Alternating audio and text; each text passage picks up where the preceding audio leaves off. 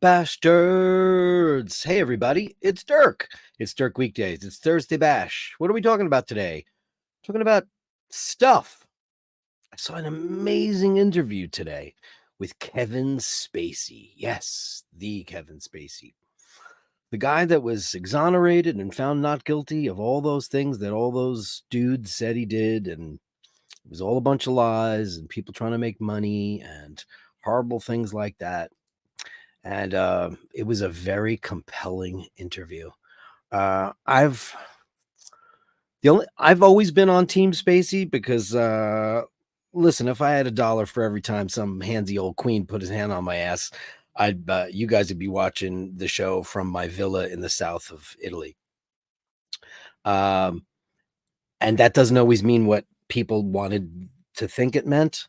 It's just guys are kind of on an even playing field. It's not like, being handsy with a woman. There's a kind of a understanding of overt flirtation in the gay world. And, you have a couple of options. Like the judge said in one of the cases, like, at any time, did you tell Mr. Spacey to stop? At any time, did you get up and walk away?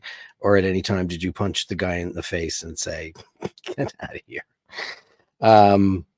The only thing I wasn't down with, and he explained it pretty well, man. He explained it really well when all this shit hit the fan for him.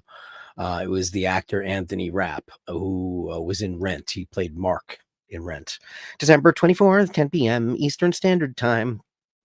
I shoot without a script. That guy, the guy with the plaid scarf, and he's the filmmaker and he's doing the whole thing. He's kind of the narrator of Rent. Mark, his mom calls. Unfortunately, I know every word to that show. So he was on a show called, or is on a show called, Star Trek Discovery. And as you guys all know, I'm a big Star Trek fan. I didn't really like that show when it started, and thought it was kind of woke and stupid.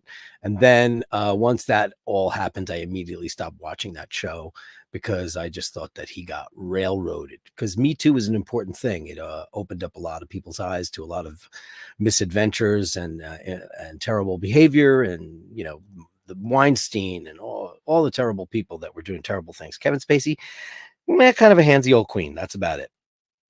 And it was proven in court, and his career is dead, murdered, finished. Really terrible. Because, when one person says something, other people think they can make money off of it, especially the press and the media.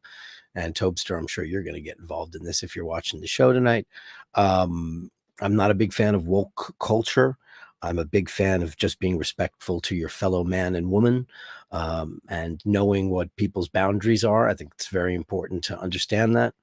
You got to watch this Kevin Spacey thing, and I'm going to show you where it was.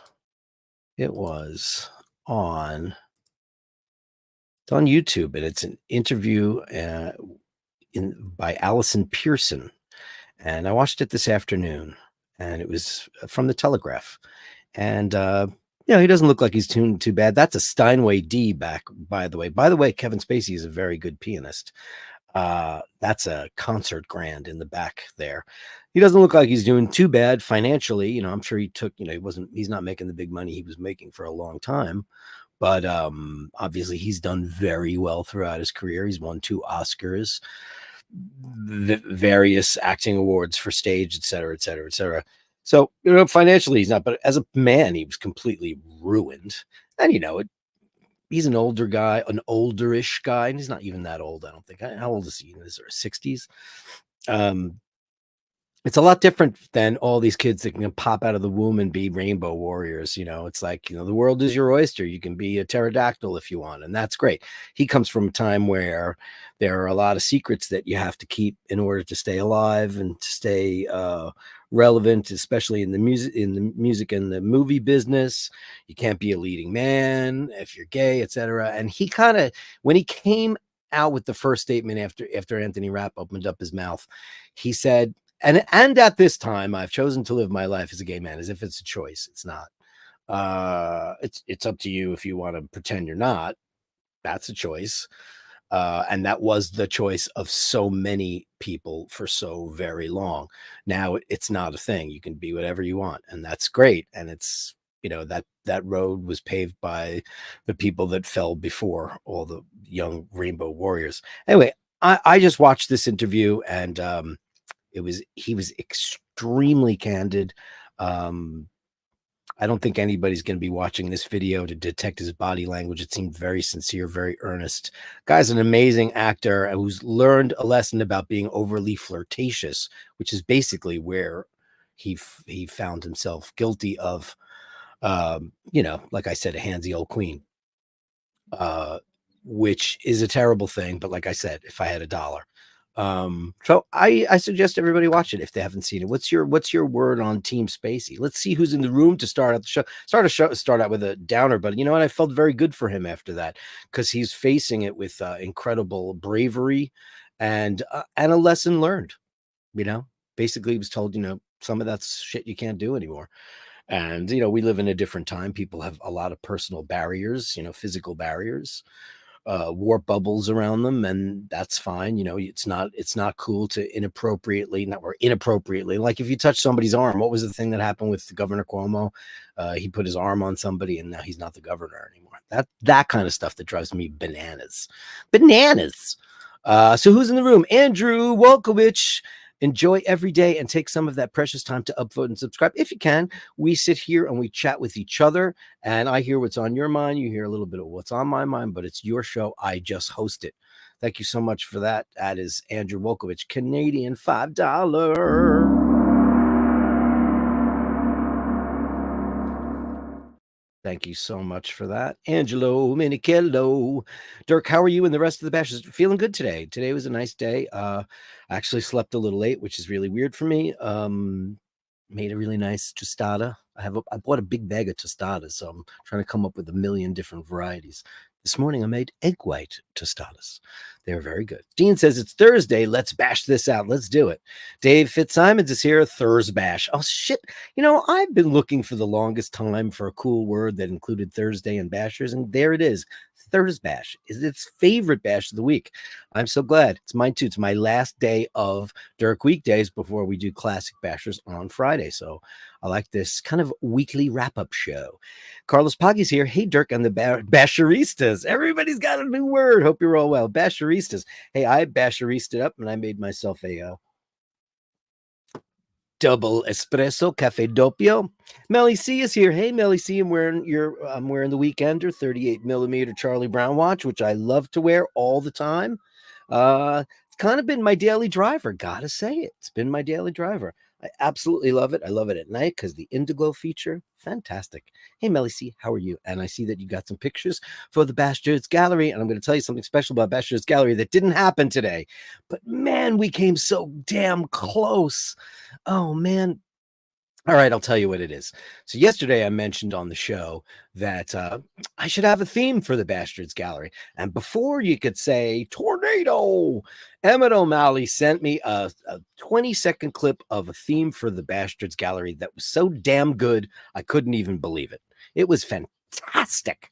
And he sang on it and everything. And I said, oh, this is great. He goes, well, my light popped out again. That was like magic, right?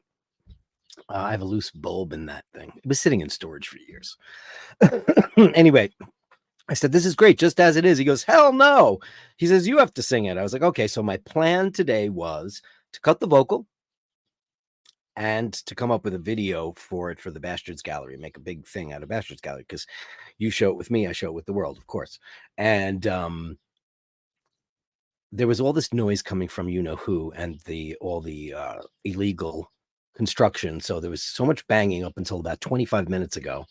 And so I wouldn't be able to cut a vocal without noise happening in the background. And then I decided, okay, so I can't do that. So I need to generate a video. And I was like, wait, I'm going to use AI because everybody's using AI now.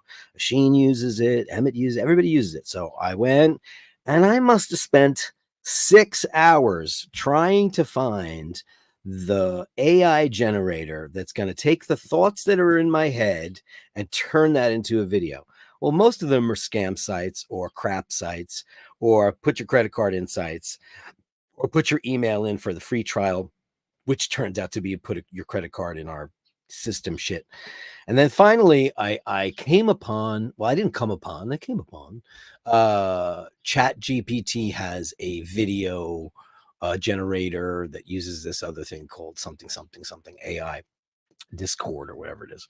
So I saw some of it didn't let me type in my copy and see what the video would look like, which was kind of what I wanted. I kind of want to see, what can you do before I pay you? I wanted to see what can I write that you will turn into a video that will make me want to pay you. You know, you got to put money into the bashers to make it look great. So I saw examples that looked amazing. So basically, I'm going to tell you what the script is, just so you know, because eventually you'll see it. I wanted it to start out like this ancient book, like an ancient scrapbook, big red book with like Bastards embossed on it, you know, but it's old. And I wanted a hand to go to approach to open up the book, but the book opens up itself. And then what flies out of the book? But light and color and cats and unicorns and rainbows and watches and all kinds of shit just flying out. Then I wanted it to fade into a dark and cloudy sky and says Bashtards Gallery. Quick, 19-second clip. Should be simple, right? Well, so I bought it. I joined the monthly subscription, which I will promptly cancel tomorrow if I can't get anything happening after the show, because after the show, I'm going to work on it and work on it and work on it. It refused to generate the video that I typed in. I kept getting a commercial. It would say, your video is ready now. And then it would just show me a commercial for the brand that I just subscribed to. And customer service is if you guys know what Chat GPT is, that's like the prompt that you type in, like, how do I make a rainbow? How do I make, chocolate pudding, whatever. You have to write in customer service, and then a bot comes up or whatever and says, what can I help you with today? And I said, well, I put my script in and I started, typing out exactly what I want frame by frame for this video. I didn't want any narration. I didn't want any music because I've got great music, which Emmett, amazing. It's an amazing job he did. And kept coming back. I can't help you with that. I can't help you with that. I was like, I wrote, what can you help me with? It said, how would you like to get started? It was like I was talking to a maniac. Wait a second. I have a brand for this. Where is it? Where is it? That is so lame. Oh, I know. It was so lame. It was driving me bananas. I couldn't figure out exactly what was going on. Anyway, that's what I've been doing all afternoon. Then I looked at the clock and I was like, oh shit, 10 minutes to showtime. Gotta go hit the bastards. Hey, Ricky McIntyre. How are you feeling today, Ricky McIntyre? Tell us all about it. How is your day? Tell us on a daily basis how you're feeling, because now everybody sent me an email to basherdirk@gmail.com to ask how you were doing, because we care about each other on this show. We want to know, because we don't have any. I never say the word. It's just implied. That's all I have to say. Jim Lassick. Hey, there he is. Hey, gang. I hope everyone's doing well. I hope you're going for the best ride of your life today. I hope your weather is perfect. I hope the wine is good. I hope you're having some sidewalk red. Fantastic. Vasilios P. Good evening to all. Good evening to you from Greece. Richard Petrie's here. Hey, everyone. Hope you're well. We are, and we're ready to bash. Dean says, Dirk, are you a boxing fan? I'm not. Looking forward to the Tyson Fury fight. Who do you think will win? I don't know who any of those people are. I like boxing movies. Can I say that? Because I know they're not real. Like Raging Bull is one of the most amazing movies ever made. But I gotta admit, and I think everybody has to admit, that it's a gladiator sport. And isn't it crazy that in this point in our evolution that we still watch guys beat the shit out of each other? Just why are we doing that? It just seems so crazy. And I don't think it'll ever end because I think it's just an alpha thing and people love it. But I mean, we're literally watching somebody beat somebody to a pulp. I don't know. I can't I when it's real, I have a very hard time watching it. I will say that the only boxing match I ever watched in my entire life with my dad, because he really wanted to see it, was when Buster Douglas beat Mike Tyson. I actually saw that one, and that was rigged, obviously, because there's no way that overweight old guy could have beat the shit out of Mike Tyson. There's just no way. Mike Tyson's a killing machine and funny. So no, I don't think that's real. So I don't know who those people are, and you're British, right? You like that? Right? It's pugilism, though, right? It's different. It's a different thing. They're pugilists. Right. I love all of ye, and we love you all too. Ricky McIntyre. I gone win lawsuit. Settlement lawyer just sent me and gone 5-year jail and settlement. Wow. Okay, so this typing is crazy town. I've got to figure out what this is.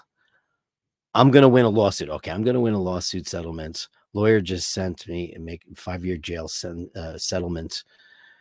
Ask was well, you definitely should win a lawsuit about somebody who hit you and injured you. So that's what insurance is for, and that's why these laws are in place for people to not act negligently and to hurt people when they're on the street.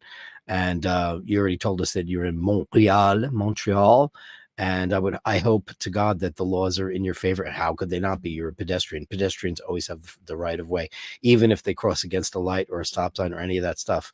I know that you're always. It's like if somebody taps you from behind and you hit the gas, it's still your fault, right? This is the way it works. John Player, the evolution of who cares? Who cares? Who cares? I want to give that gong lady a hickey. I bet you do, you devil. Who cares? Who cares? Where is she? Let me find her. Who cares? Who cares? Who cares? We care at the Bastards. That's who cares. Hilarious. Yeah, you better go to court, Ricky. You definitely. I mean, you have a lawsuit. I'll tell you a quick little story. Many years ago, guys, probably like 5-6 years ago, might even be more. My dad was taking the dog out with my brother, and they went to a park, just a local park. It's a very big park in New York called Cunningham Park. It's huge. And they were on the footpath, the footpath in an open field, not in the forest or just on a footpath, with the dog playing. And my father was on the footpath, and some guy came out of the trees on a skateboard, and he knocked my father down. He broke his hip, and the shit hit the fan. And this guy was not supposed to be there, was not supposed to be on that. There was a specially allotted place for people to use skateboards in the park. And I believe my brother sued the shit out of him. And I hope he did. Team with a £4.99 super sticker. Let's go for a little cowbell. That's got a bit of a Latin rhythm to it, doesn't it? I'm so excited for you guys to hear the Bashtards Gallery theme song, and I just wanted to have a really great video with it. I haven't done the vocal to it yet, and I really would have loved to have kept Emmett's on it because I thought it was amazing. And he's like, he was like, under no circumstances. But like, you won't believe the guitar and the drums in it. It's just it's so great. It's so good. I'm so excited, and I wanted to get that today, but maybe I'll be able to do it after the show because the sound has stopped. So I might be able to get two birds with one stone if I could get this Chat GPT video apart. It's like $20 a month to subscribe to the plus section that gives you ability to use their video generating AI. And I don't know if I chose the wrong one or if I'm going to cancel it later. I don't know, but I don't know. I don't know. Yes. Dave Fitzsimon says, Carlos, you legend. He's a legend. What do you got today, Vasilios P? I got 2 easy readers and also love them. What does that mean? I got 2 easy readers. You know who Easy Reader was? Morgan Freeman on a show called The Electric Company. It's crazy. Scotty Love is here. Hey, I got an email from him today, and I was so excited because I haven't seen him on the show. Everybody knows that when I drink wine with the big guy on Friday, because I'm not a I know, believe me, because of Friday am I drinking at all. I always use the beautiful Riedel glasses that he so generously gave to me as a gift when Laverne died. It was very, very sweet of him, and I'll never forget that. He says, "Hey, all, long time no bash. Dirk wanted me to tell you he's busy right now boxing his landlord, but he left his AI generated video of him complaining about making an AI generated."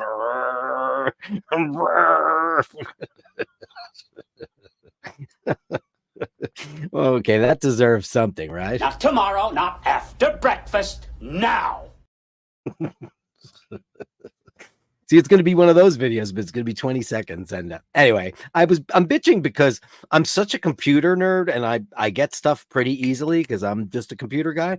But this AI thing makes it so freaking impossible. I type in this beautiful script, scene opens. Okay. Blah, blah, blah. The lighting. I talk about the lighting. I talk about the panning. I write it like I'm writing a screenplay, and it comes back and it goes AI video. And that's it. 3 seconds. It's the or whatever the name of the section of ChatGPT. It was such bullshit. I was so annoyed. Vaughn says Tyson is also a rapist. Is that true? Mike Tyson, was he convicted of rape? Oh God in heaven's name. Ugh. I didn't know that. I mean, convicted. Wow, that's crazy. Crazy. I believe you forgot to give John Paleo the gong. Maybe he'll sue. Did I forget to give John Paleo the gong? I did. And that's 9. Remind me if I do that. John Paleo, I'm going to give you Gong Woman 3 because this is where the witchy woman, she is summoning all of her transcendental energies, and she is making them all vibrate.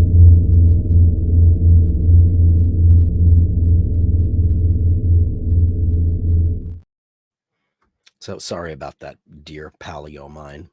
It happens from time to time. I always say I'm like a seal on the show. I have to hit so many buttons.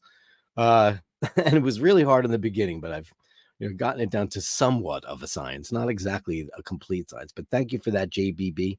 And that was certainly a Shawshank Redemption reference indeed. Mike Tyson did 6 years in prison. Wow, I did not know that. Ricky loved the gong. Who doesn't love the gong? The gong is fantastic. And we have so many to choose from now because Asheen hooked me up. He loaded it. One day I came here and he loaded it up with so much stuff. It wasn't even believable. Crazy. Anyway, so yeah, Kevin Spacey thing. If you want to watch that, it's great. I don't know. How did you guys, here's my question. And this is an honest question. When you first heard about that, because we were inundated with so many celebrities who all of a sudden were being, the Weinstein thing was bigger than everything because, everybody knew about it for so long and kept their mouth shut. And this interviewer in the Kevin Spacey interview, she actually, it's one of the best interviews I've ever seen because she asks all of the questions that you yourself would want a guy like that to answer. She asked him, well, what about your friends and your colleagues that you worked with and you had great relationships with? Did they rally around you or did they distance themselves from you? And he so eloquently answered this by he never named a certain person. He never threw anybody else under the bus. He basically said, and I thought this was pretty amazing. He goes, well, you have to understand that people have careers, and she even kind of leads the question. It was a bit of a leading question, which I wanted him to say it, and he did. But she said, was it managers and agents that said, distance yourself from Kevin Spacey or whatever? But he said, and it was sad because I remember at the time he was doing House of Cards. Now, House of Cards was an amazing show. If anybody's ever seen it, if you got, I know there's a British House of Cards, and it's a kind of an old stodgy thing. This one was more cutting edge and more sleazy American president kind of thing. And he was kind of a bad guy.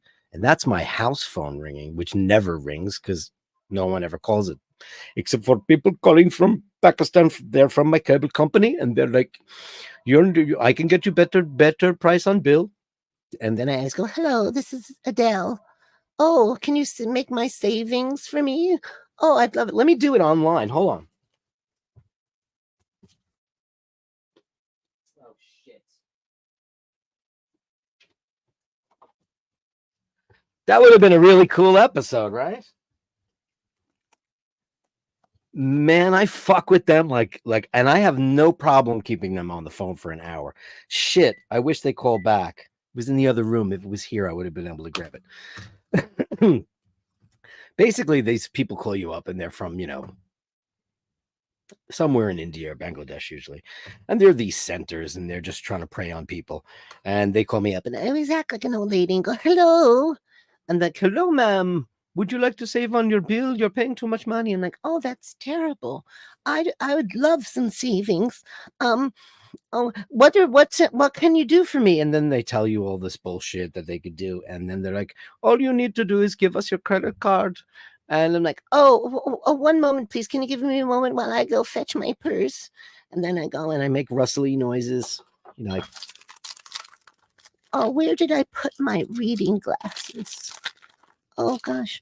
And then I'll get them back on the phone and I'll be, oh, yes. Do you have a pencil, darling?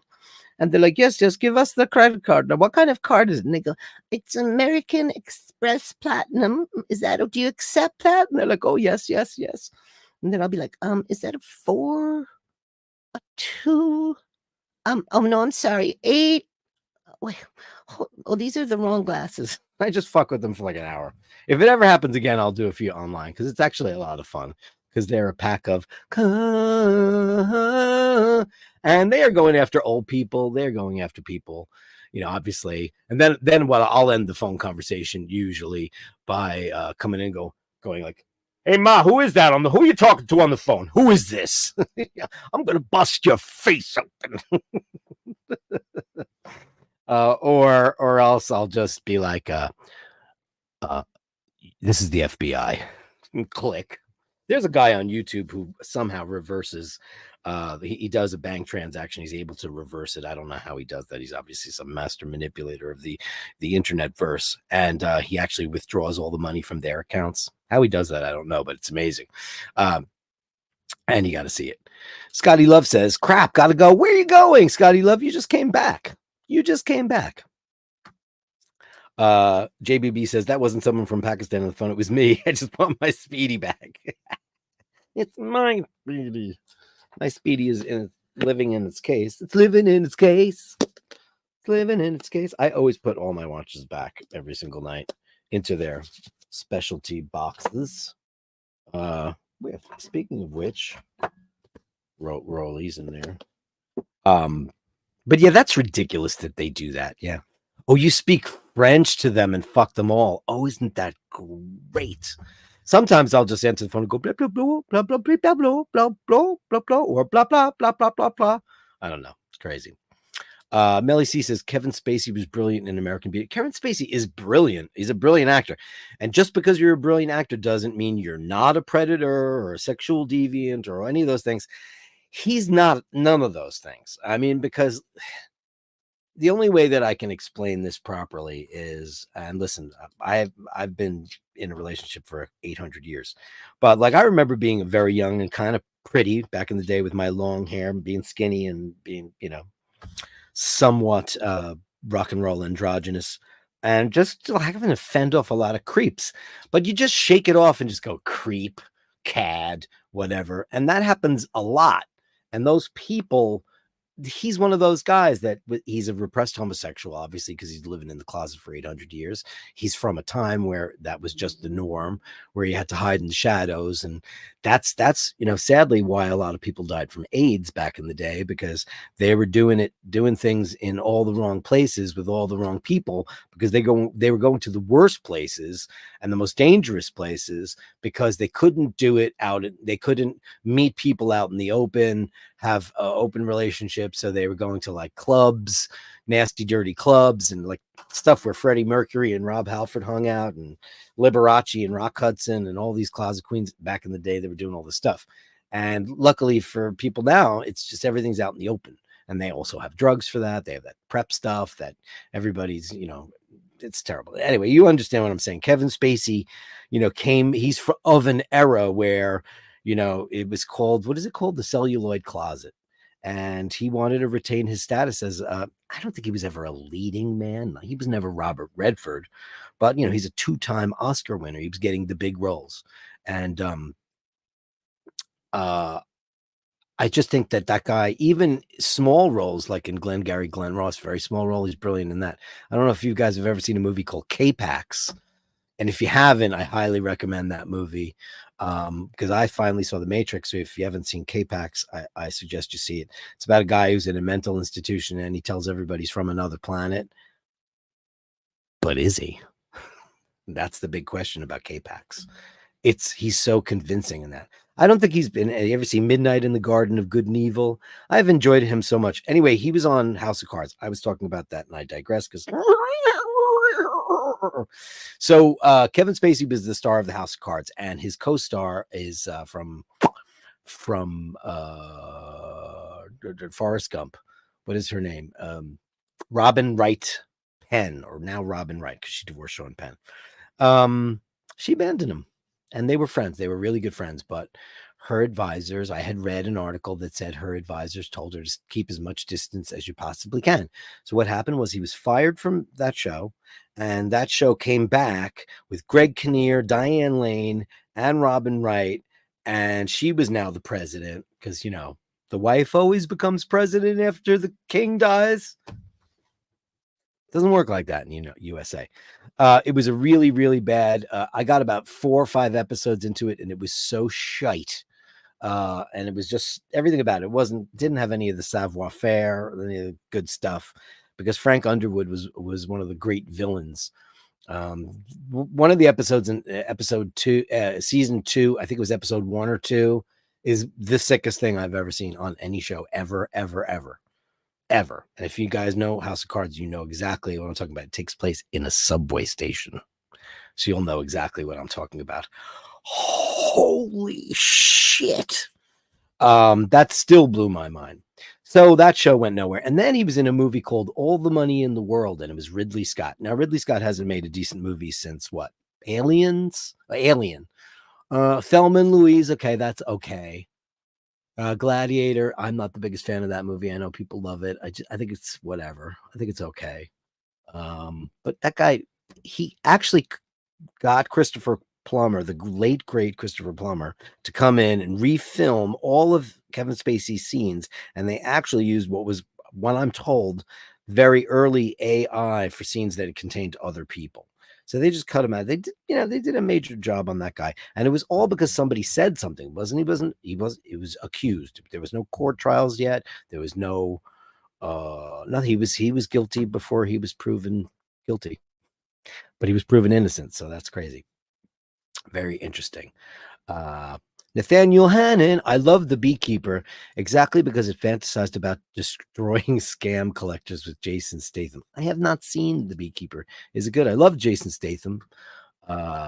He's one of my favorites. He's great. He's another guy that I think is better than, because he's such a big ride, so everybody's like, oh, he's, came from that whole, Guy Ritchie world, and he's that real East End British tough guy thing. But ever since I saw him in The Bank Job, I said, oh, wow, he's better than that. Of course, he's the driver in whatever those movies are called where he's driving the Audis.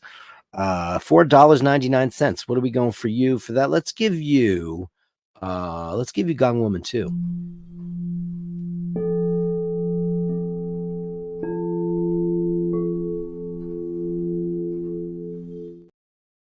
I have to see The Beekeeper too because Dean says, Nathaniel, great film. I love Jason Statham. I mean, who doesn't? Ladies love him. Men want to be him. JBB with the $5 super sticker.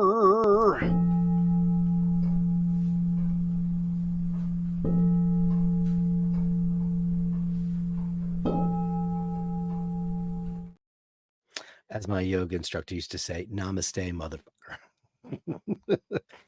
Nathaniel, Jason's next film is he's a hairdresser, but no ordinary hairdresser. Kind of like Warren Beatty in the movie Shampoo. I know Sheen will laugh at me too, because it's one of those movies from yesteryear. But so is The Long Good Friday, and that's one of my favorite films ever made. The incredible Bob Hoskins, who I absolutely love that guy. Anybody ever see Mona Lisa with him? Man, I love Bob Hoskins. Anyway, Shampoo is a movie that I think who directed that? I'm not cool, boy. I'm usually good at who directed that. Is it Bogdanovich or might even been Warren Beatty early on, or it's not Mike Nichols. Anyway, he plays John Peters, the infamous Peters Goobers producer. He was Barbra Streisand's boyfriend for 100 years, and he was famous in Hollywood for being a Lothario, and he used to sleep with all of his customers. And Warren Beatty, who better than Warren Beatty when he was young and beautiful to portray that? And who's in it? Lee Grant is in it, and Goldie Hawn is in it. It's a star-studded of Carrie Fisher as a teenager, and she's good. She's very good. JBB says Ridley Scott, Blade Runner, worth it just for Rutger Hauer's monologue at the end, a monologue that Mr. Hauer wrote on the day of filming. Well, of course, Blade Runner is Ridley Scott. I mean, Alien and Blade Runner, and that's his career. Because other than Thelma and Louise, I always found Ridley Scott to be kind of a hack. So much promise. Blade Runner is one of my favorite movies ever made. So much so that I did not bother to see the remake of it, even though I believe it's Denis Villeneuve. Villeneuve, how do you say his last name? I believe he did it, right? Just looked like it. Some films just shouldn't have sequels, and I always felt that Blade Runner was one of those. Is it good? Is it worth watching? Am I being a dick? Is Dirk being a total dick? And should I watch that? Was it Blade Runner 2021 or whatever it's called? Because I love Blade Runner, and I've watched all the iterations because, like George Lucas, Ridley Scott is one of those guys that goes back and recuts his movies all the time. I don't know why he does it. Apparently, the studio, the narration was not in it, and then the narration was in it. And then there was this crap with Rutger Hauer having to write. I heard about that. They all were writing. And Sean Young, what happened to her? I remember she wanted to be Catwoman, and she made everybody go crazy. And that was the end, like the end of her career. Transporter Ray. Thank you so much. Thank you. Yeah, thank you so much for that. That's Transporter. I love the Transporter movies. They're great. Ricky McIntyre sounds like bad mess of Adam Sandler. Yeah, I know. Oh, Hal Ashby.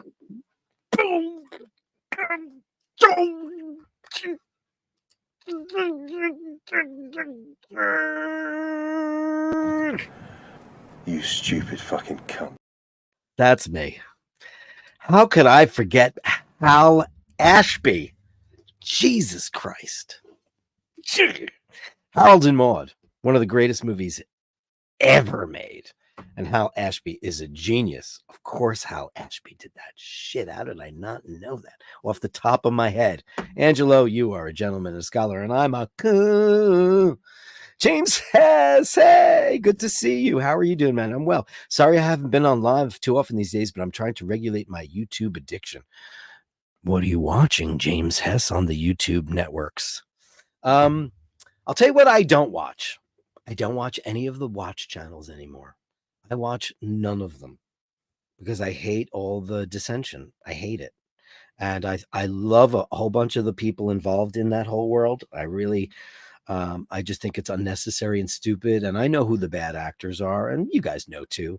I don't watch it anymore because it made it all so much not fun to me. I would much rather see your watches, talk about them, admire them, and vice versa, because I don't watch those anymore. So I've been watching a lot of documentaries. What have I been watching on the YouTube? A lot of travel videos, a lot of walkabouts, because I want to see what everybody does on their walkabouts, to see what I should do, what I shouldn't do, what I should avoid doing, that kind of stuff. Yeah, it's gotten to the point now where all the stuff that I used to watch, I unsubscribed to. I actually unsubscribed to a whole bunch of them, because I'm like, you know what? I don't like you as people anymore. I really don't. I like nice people who do nice things for nice people, and even do nice things for people who aren't so nice, because forgiveness is the greatest gift you can give to anybody. So that's all I have to say on that. Conair is here. Best film of all time, The Shining, done. It's not even in my top 3 of his films. It's not. You know what my top 3 are? Are you ready for this, Conair? Number 1 is 2001: A Space Odyssey. I mean, you can't touch that film. No one will ever, ever, ever touch that film. Second favorite film from him, Eyes Wide Shut. I think it's a masterpiece. It's a much derided film, probably due to Nicole Kidman and Tom Cruise participation. They were a real life married couple who had zero chemistry, probably like their real marriage, because Scientology sets him up with beautiful leading ladies to create this fantasy thing. Tom Cruise now needs to never get married and just make Mission Impossible movies, because that's all anybody wants anyway. Because I enjoy his movies a whole hell of a lot. I don't enjoy the other side. I don't care that he's a Scientologist. I had a small dalliance in Scientology. I think I've told you guys before, and it was not, I was not interested in Scientology, but I was intrigued by it. So I went and I got audited. And basically, when you get audited, do I have 2 cylinders available? You hold 2 things like this at the same time, and they're connected to a meter, and they ask you 1,000 questions. Anyway, I did that. I gave a fake name and all this shit. And wouldn't you know, I don't know where they started contacting me by mail. How they got a hold of me, I have no idea. And that went on for quite a while, till I finally wrote them a letter from a loved one saying, "Oh, thanks so much for contacting him, but he's dead." And my third favorite, I can't say this for sure because I haven't watched it in a really, really, really long time. Oh no, maybe I shouldn't. I'm not going to say that. So I'm going to say 1, 2, and 3. All right, Shining. Here you go. Bob Sacamano, Ridley Scott, Gladiator. Yeah, you know what? I'm probably one of the weirdo people in the world who has a little problem with that film, because there are some digital effects that they used in that movie that were not perfected at the time, and I can see it on the screen, and it drives me bananas. Other than that, I think the performance is great, and I freaking love Russell Crowe. And I'll tell you a funny story about him another time. Hey, it's Brian. Dirk, someday I will tell you about my treatment for an update to Sweeney Todd. Are you kidding me? That includes a hairdresser in the Seattle grunge scene. I want to know everything about that, because I'm one of the very few people that thought that the movie was astonishing. And I've always said this about Johnny Depp. As talented as an actor as he is, he can no longer play humans. He can only play some strange kind of characters, and Sweeney Todd was perfect. And by the way, he can also sing very well. And Helena Bonham Carter is in it. It's just outrageous. And I love that movie. It's one of the greatest songs ever in the whole wide world that was ever written is called Not While I'm Around. No one's gonna hurt you, not while I'm around. Oh, what a freaking song. Amazing. I would love to see it. Send me an email at bashtardirk@gmail.com. That is bashtardirk@gmail.com. I would love to know all about it. You wrote a treatment for that? How cool is that? Did you ever discuss it with Stephen Sondheim? Oh, that's what I really want to know, because he would be open to stuff like that. That's how cool he was. American Gangster. I think did he do that? I've seen some of that. I don't, Denzel Washington's got a really big stick up his arse. I don't think he's the actor that everybody thinks he is. I don't know. That guy, like he was in a movie with Alfre Woodard, and she blew him out the door. I don't know. It's something about him. His attitude is always a little, and that thing he did to Nicole Kidman when she won an Oscar, he goes, and by a nose, because she had a prosthetic nose on. Whatever. You watch a lot of court TV stuff. I'll tell you, I just recently been to real court and it ain't nothing like that. I wish it was, but it isn't. Franco Fiore. Ciao, ragazzi. Franco Fiore upvoted. Thank you so much, sir. The Departed.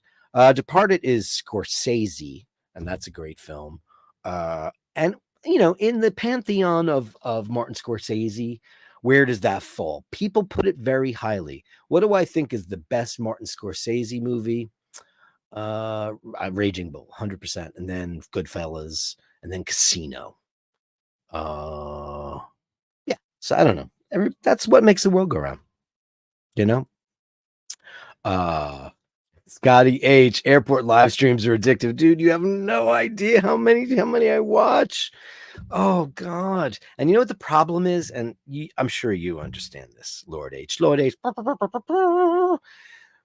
Being an airline brat my whole life. When I was a kid, American Airlines had 747s and DC-10s and, all the big planes that were around back in the day. I flew on 707s, which is still to this day the most beautiful commercial airliner ever made, followed very closely by the 747-100. That was with the small hump with the 3 windows, just aesthetically the most pleasing and beautiful aircraft. That giant Airbus A380 just looks like somebody swallowing somebody else. It's a really ugly plane. I have yet to fly on one too, but now planes all look the same. The 787 looks like the A350, and they all kind of look the same. So nobody's building exciting ones. Conair says fair enough. 2001, but Eyes Wide shit. He hates it. Watch it again, man. It's not better than Apocalypse Now. Well, Apocalypse Now is Francis Ford Coppola. Is anybody interested in this new Francis Ford Coppola movie that he's betting his winery on? He sold something like 50% or more than that of he did not sell Inglenook, which is his premier winery, which makes Rubicon. And, I'm not the biggest California wine guy. I love Opus. I love Chateau Montelena. I love a lot of the Gergich, stuff like that, because it's way too high in alcohol for me. I like more Bordeaux varieties. I like stuff. Now you can't get 11 anymore. I used to like 11, 5, 12, 13. So 13, 14 is it. Anything above like 14, 5 is too much for me.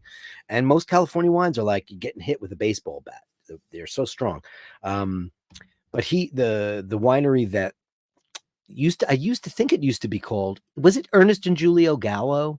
It was like kind of a shit vineyard with a beautiful home on it, and he bought it, but it was originally called Inglenook, so he brought the Inglenook name back, but he sold like 50% of his winery holdings to finance this movie called Megalopolis, and it's got Adam Driver. It's everybody and their mother is in this movie. Hold on a second. Let's do that. Let me go to IMDb.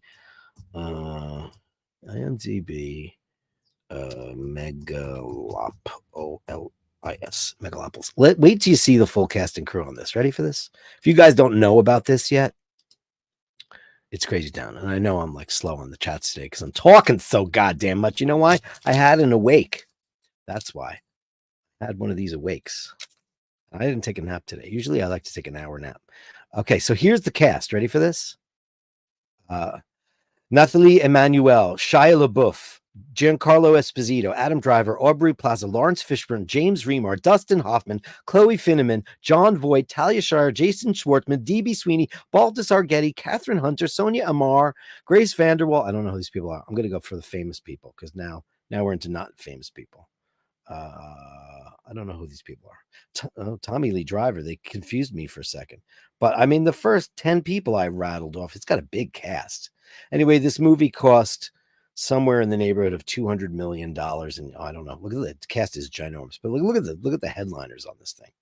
And I don't know who Natalie Emmanuel is, but she's beautiful. But holy mackerel, Megalopolis. This movie is coming out like tomorrow. Anyway, Ray says Jaws set the mark as block summer. Of course it did. Jaws is the first blockbuster ever made, hands down, no doubt about it. Nathaniel Hannon says Barry Lyndon. That's the reason why I kept my mouth shut, because when I was a kid, I used to say Barry Lyndon, but I have not seen it in a million years. And I know it's one of the most I was going to put that at number 2, but I didn't, only because I really need to rewatch that, because I really dislike Ryan O'Neal as an actor, except for What's Up, Doc and Paper Moon. Okay, he's been good in two things. Yeah, that's always been my problem with him. But that movie is shot. It's all shot in natural light. There's no lighting. There's no electric lighting in that entire film. The interior scenes were all shot by candlelight, and the outdoor scenes were all shot natural. They'd use special film exposures, special film, all kinds of crazy stuff. And for you get the man with the gong.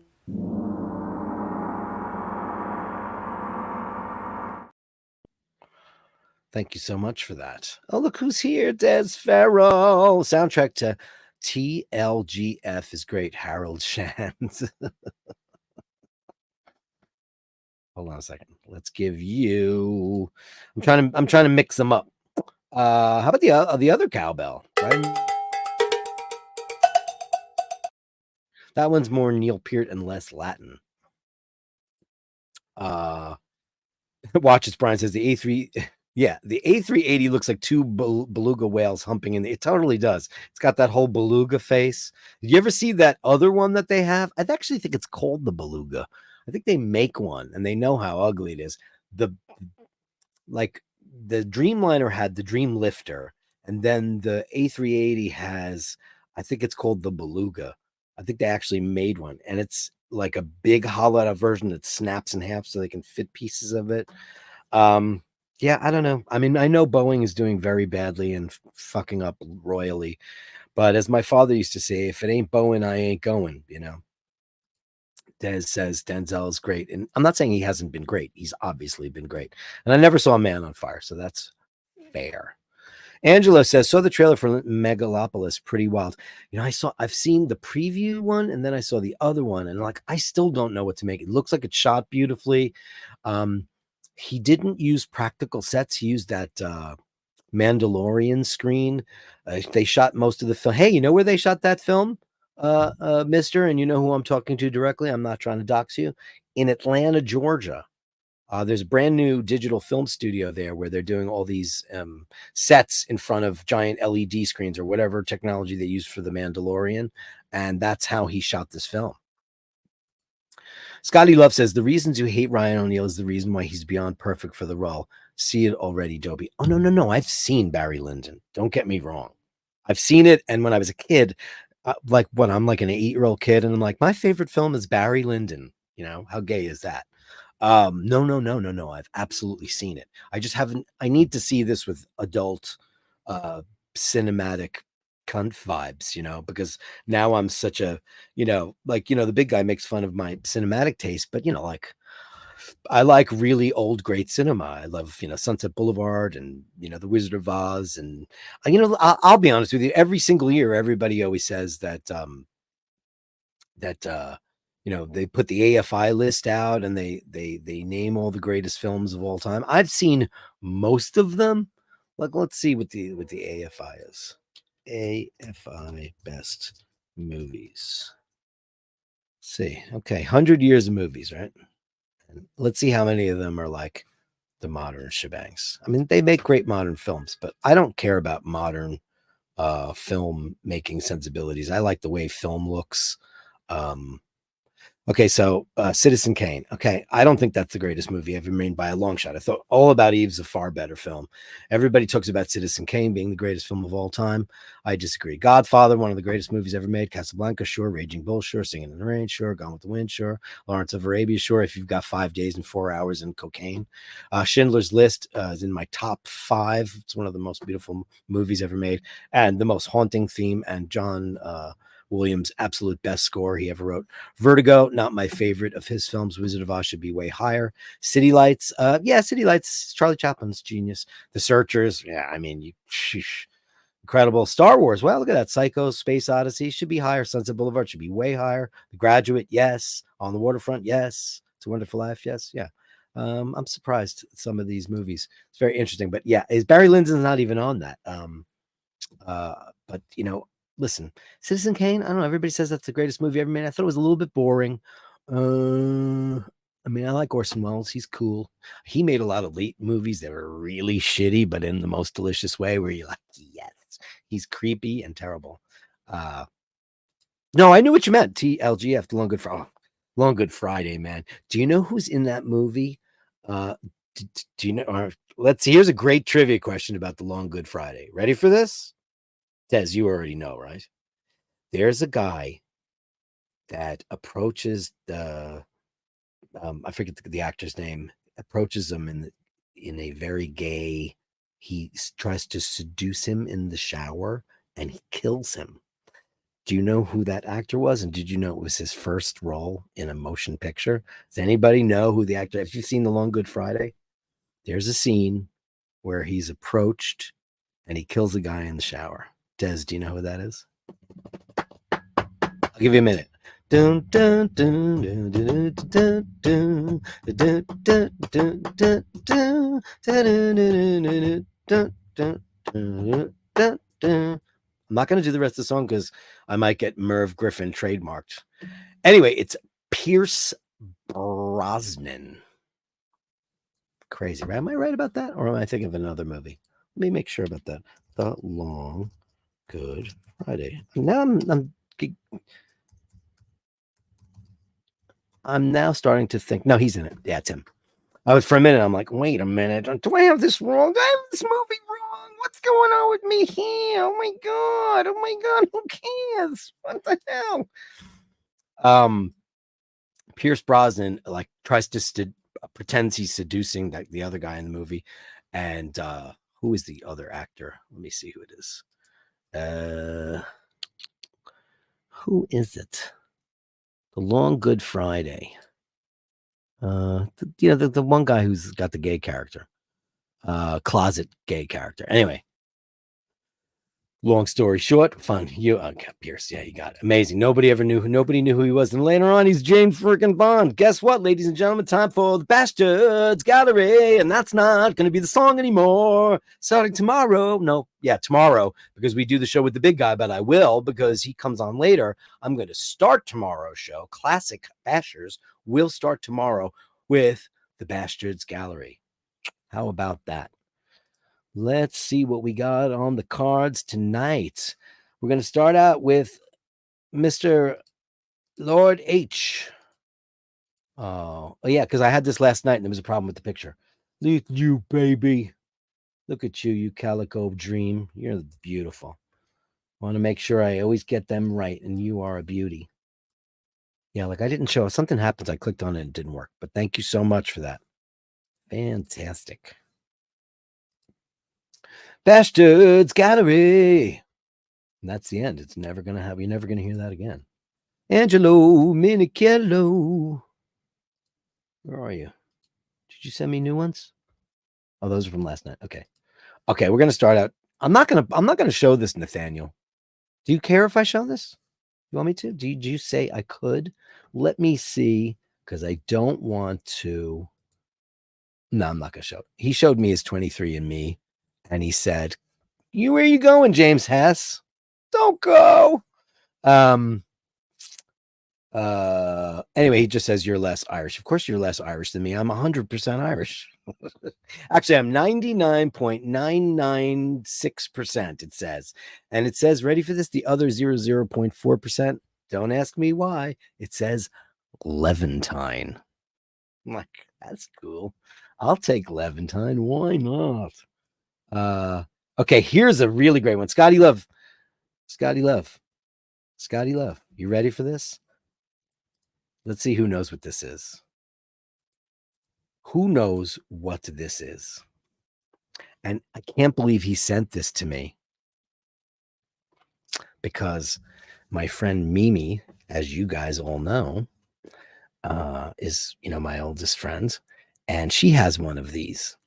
And we were talking about it a couple of weeks ago, and she sent me pictures of it. We're talking about how many fakes there are, because people can now create them with 3D modeling and all that kind of stuff. Anyway, does anybody know what this is? Dun, dun, dun, dun, dun, dun, dun, dun. I want one really bad, and I'm never going to get an original one because they were such a limited edition. Anyway, this is known as the Object. And this is on the cover of the second to last Led Zeppelin record called Presence, which happens to be my favorite Led Zeppelin record. Hot's On for Nowhere, Candy Store Rock, Trampled Underfoot. I mean, Achilles' Last Stand. It's just the most amazing stuff.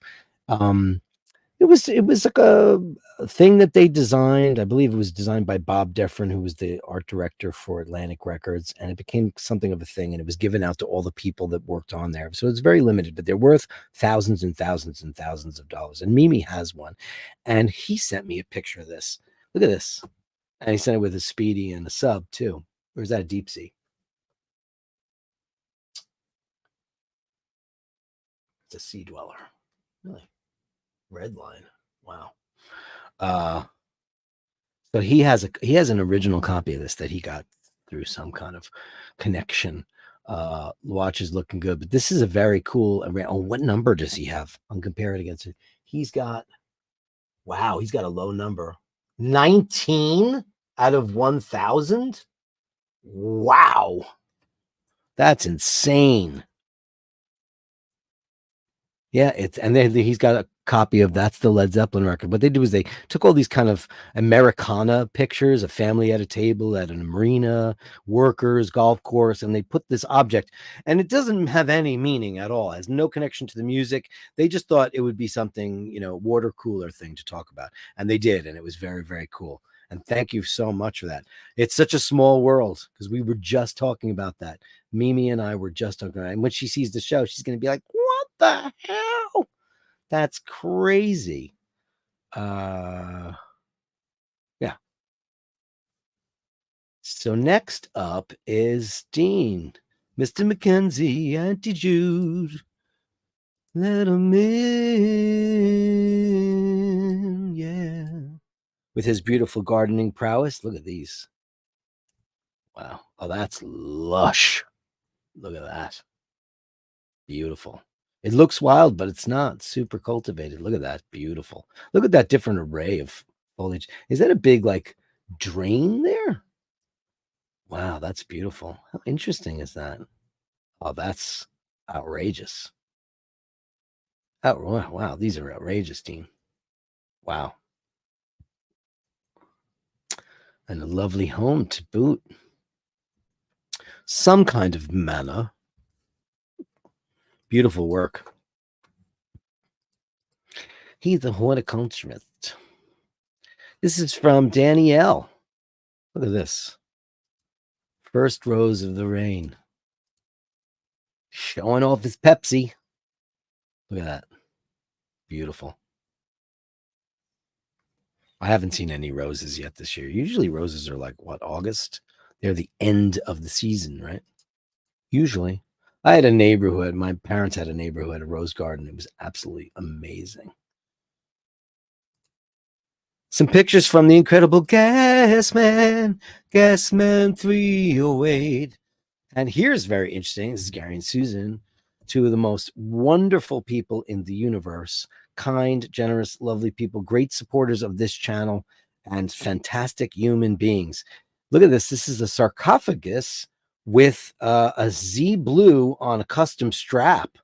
Look at that. How cool is that? That strap is really sexy.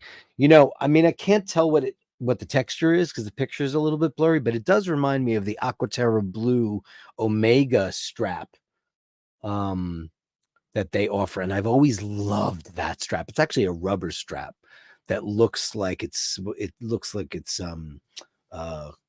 crisscrossed. What's the word I'm looking for? Woven.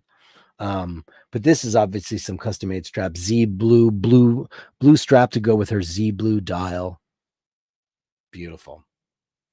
Absolutely beautiful. Don't you just love the million? And here's an interesting thing. And he's got some Tato. And who doesn't love Tato's? But he's got his vintage Coke. And what is he drinking right there? That is a bottle of Select Dear Ones. That is the most delicious aperitivo you can get. It is the oldest aperitivo from Italy, older than them all, from Venezia. And if you go to other parts of Italy and anywhere else, they'll look at you like they don't even know what you're talking about. They're like, I have Campari, I have Select. They don't know anything about it. They have Aperole. They never know about. They're like, Selecta, what is that? They have no idea. The most delicious thing. If you like Aperol, but you think it's too sweet, and if you like Campari, but you think it's too strong, then this is your man right there. It's a great drink. Absolutely amazing. And this is, look at this, is for all the pen lovers out there. This is a custom Parker pen. Let me hold, let me get off the screen so I can read what he says about it so I don't mess this up. This is a custom Parker Snake from 1997. The originals were issued in the 1910s. And that is a bread pin behind the pen box. So let me put that back on the screen. One moment, please. Where am I with that?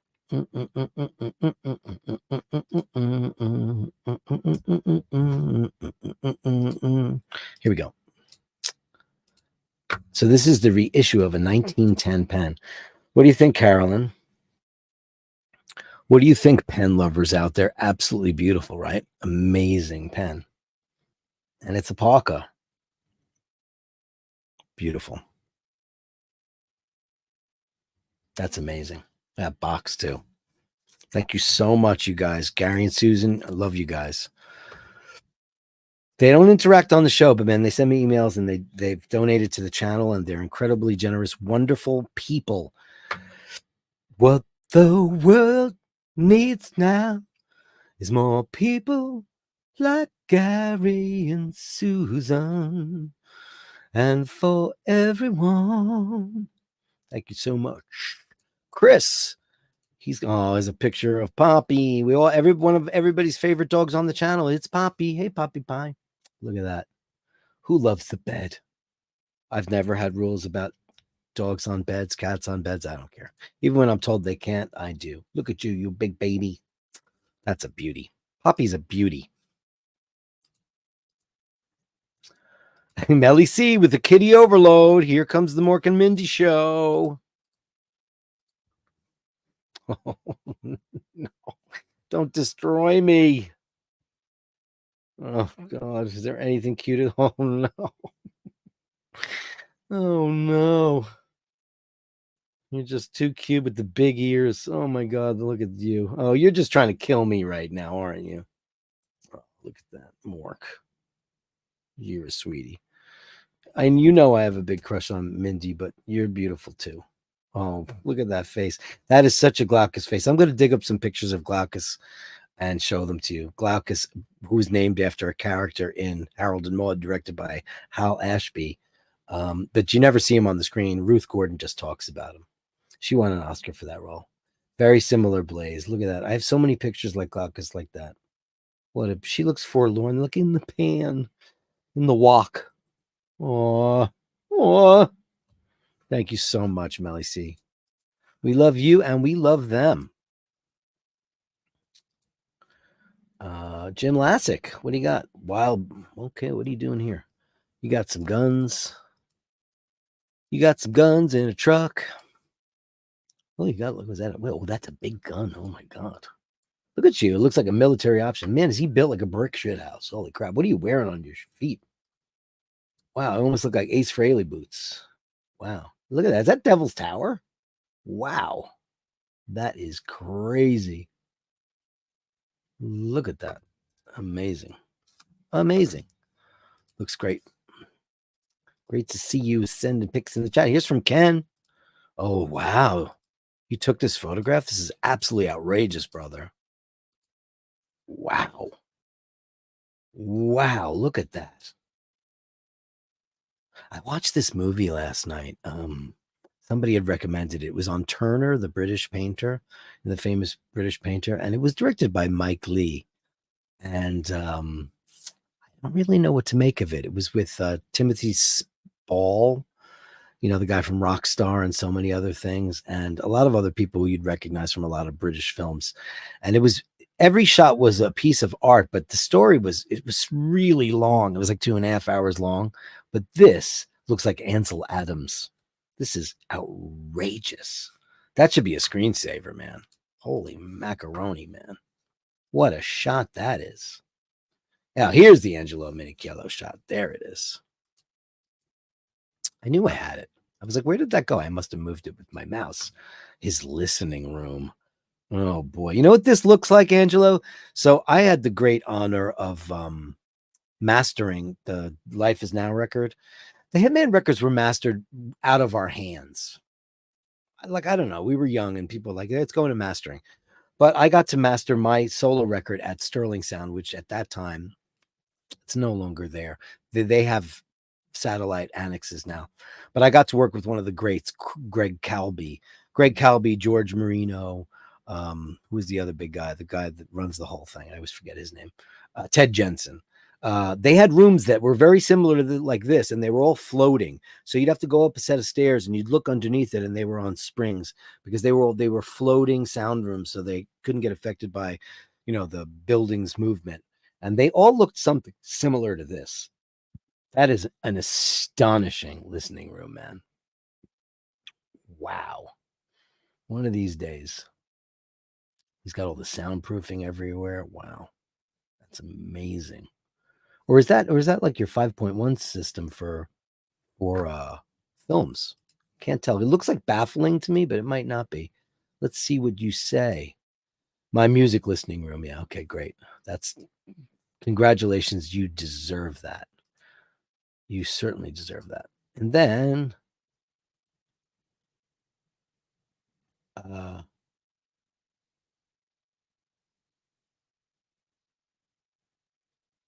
what do I got? That's the last one.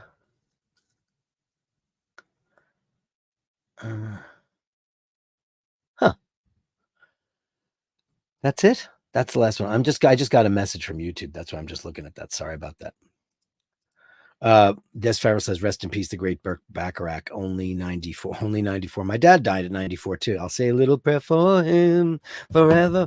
Go get Painted from Memory if you don't have that record. It's his collaboration with Elvis Costello. It's one of my favorite records of the last 25 years. It's absolutely incredible movie. Topster says he's blocked. Are you blocked? What did you do? Not by me, my friend. I noticed I keep putting in some, because I was tailoring my earlier conversation for you because I knew you love the woke set, dearest. I don't know what's going on. I had a little problem the last 2 days with super chats. Easy E and Andrew Wolkowicz were super chatting, and they said they saw it and then it disappeared. So I don't know. Don't ask me. I don't know. Dirk Diggler, are you banned? Dirk Diggler, I've never seen you on my show. I know who you are, and I've never seen you on my show ever. But welcome. Welcome to Dirk Weekdays, because you're a Dirk, I'm a Dirk, and you're a Dirk, and wouldn't you like to be a Dirk too? You're not banned. I don't ban people unless they say mean things to other people. You could say as much mean shit as you want to me. I don't care. But, as long as you don't say mean stuff about other people. I used to see you on everybody else's show. I did. So that's the Bashtards Gallery, and you never hear that song ever again because I have this great new theme written by the beautiful, talented, and oh so vivacious Emmett O'Malley. And I'm going to cut he won't let me use his vocal, though I wanted to, because I love the way Emmett sings. Not only do I love the way he plays guitar, but I also think he's got a great voice. And he is the main background singer for Mr. North as well. But he said absolutely under no circumstance. So I'm going to cut it. It's only 4 lines. It's short. It's a 20-second thing. And I'm looking forward very much to presenting that to you once I get this AI thing together. I think I can do it. I think I have somewhat of an acumen for that, but I actually subscribe to a channel. I just got to figure out why it's not rendering it. And then once that's done, I'm just going to cut the vocal. I'm going to actually cut the vocal right after the show today because that shouldn't take too long, he says, but it might. You never know. Des Farrell says, I met Timothy Spall near Antibes. He's a sailor with a sweet trawl-like boat. He had a barge and bought himself a new boat from the Harry Potter cache. I didn't even know he was in Harry Potter because, all right, you guys know I had never seen The Matrix, and now I have, and I loved it. I've never seen any of the Harry Potter movies, and I know that they're supposed to be great. And I guess I should start them from the beginning, and I will. I'm just not the biggest fantasy guy in the whole wide world, so maybe I'll watch that and enjoy it, and I hope to. Dirk Diggler says, I like you, Dirk. Not in that way, although your friend I dislike. You should get to know him. He's actually a great guy. He's a very misunderstood person. People have him all wrong. Otherwise, I wouldn't be friends with him for 25 years. I wouldn't. But I like you too. Des Farrell, the Costello album is painfully good. The songs are heartbreaking, but I'd like to hear them all sung by lots of other people. But Costello, no, no, no, no, no. It's the best part about it is the way he sings it. In the darkest place, I know that is where you find me, even though pretty girls walk right through me. It's just, I love the way he sings. And I just realized that I have Spike here, and I'm wondering if this is the one, it's green, that it is. Look at that. It's the one he autographed for me. I met Elvis Costello at the I didn't meet him at the park. I sat with him for hours because Mimi made me babysit him. And I couldn't have given a flying fig Newton who he was because I was into Kiss and Iron Maiden and Black Sabbath and all Judas Priest. My brain hadn't opened yet. So I went and I hung out with this guy, and he was fascinating and charming and funny and amazing. And we talked about the Beatles, and he was great. And I was like, I really like that guy. And the reason why I agreed to is because my friend Mel was the biggest Elvis Costello fan, and I didn't quite get it. And then I got it. And then right after that, this album, Tramp the Dirt Down. What's on this record? This Town, Let 'Em Dangle. Let 'Em Dangle. Oh, Veronica. Veronica. Love that. God's Comic, Chewing Gum, Tramp the Dirt Down. One of the best songs ever in the whole wide world. Amazing. This Satellite. This album's Pads, Paws, and Claws. This is an amazing record. It was a big record for Elvis Costello. I absolutely adored it. You should too. And it made me a giant Elvis Costello fan. And then the second time I met Elvis Costello, I walked up to him and I said, "You're a god." And I ran away like a little girl because I was just like a little girl in front of him. I love Elvis Costello. What about their first collaboration was from the movie Grace of Your Heart. Oh my God. Incredible shit. Incredible shit. You talk to Paul Simon in a grocery store. See, that's the place to meet people, in the grocery store line. You don't want to meet them at an event or something like that, because then they're going to think, oh, you're just a tool. You're kissing my ass. You're blowing smoke on my ass. You know what? Like, I have this kind of fantasy now where I met a lot of famous people when they came into the bar. And, you know, most of the time I would pretend like I didn't know who they were, because what would be the point? And then Lorraine Bracco came in. And she sat down, she was with a girl, and we're talking, and we just had a really nice banter, and she's hilarious, funny, smart, sexy, all the things you think Lorraine Bracco is, she was. And she's sitting in the very corner of the bar, and I've got my foot up, and we're talking, and she goes, "Hi, I'm Lorraine." I'm like, "I know who you are." And she goes, "Well, you didn't let on it." And she really talks like Dr. Melfi. She's like, "You didn't let on at all like you knew who I was. You were just treating me like every other girl at the bar." And I was like, well, that's how everybody should treat. Why would I do that? I'm not going to make you feel a certain way. And she's like, "Oh my God, this guy." And then she came in like 50 times after that. I absolutely love her. Des Farrell, £2, 49 cents. Let's go for the gong.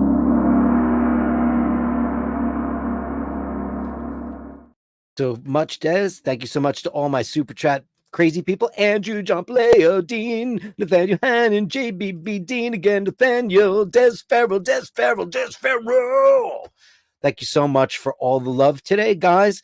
That's the end of Dirk Weekdays. Tomorrow, you're going to get the classic Bashers with the big guy and I will start the show off with, I hope to, I semi-promise that I'll have everything done by then. I might, with the new Bashtards Gallery. I can't wait to introduce it to you, because it's your show. I just host it. Remember that. It's about you, me, and everything in between. And who cares? Who cares? Who cares? I mean, really, like, who cares? It's not important. Dr. Bob's Nightmares here. Dirk Diggler, you're bended. Oh, Nathaniel Hannon with another $1.99. I met Tom York at a group. Was he doing this? I just got to get some coffee. Fred Armisen did the funniest shit I ever saw in my entire life when he did that.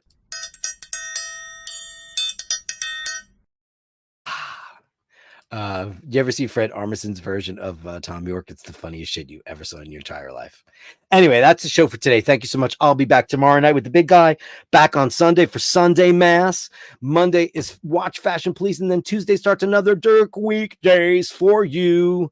by you. I'm just here to host your show, and that's it. And I love doing it every single day for you guys. It's the highlight of my day. I love you all. Thank you so much for the super chats and the lovely emails, the Bastard Galleries. You guys are just the best. And then I always want to remind you to say please and thank you. Remember to hold the door open. And also remember, let me get this off the screen first. Hold on a second, because this is very important stuff. This is very important stuff. Why are you not going off? Remember, when you meet somebody and they happen to be in a bad mood, they could be having a bad day, something terrible in their life could have happened. Give them the benefit of the doubt, because they could be having a really bad day, or else you never know. They could just be a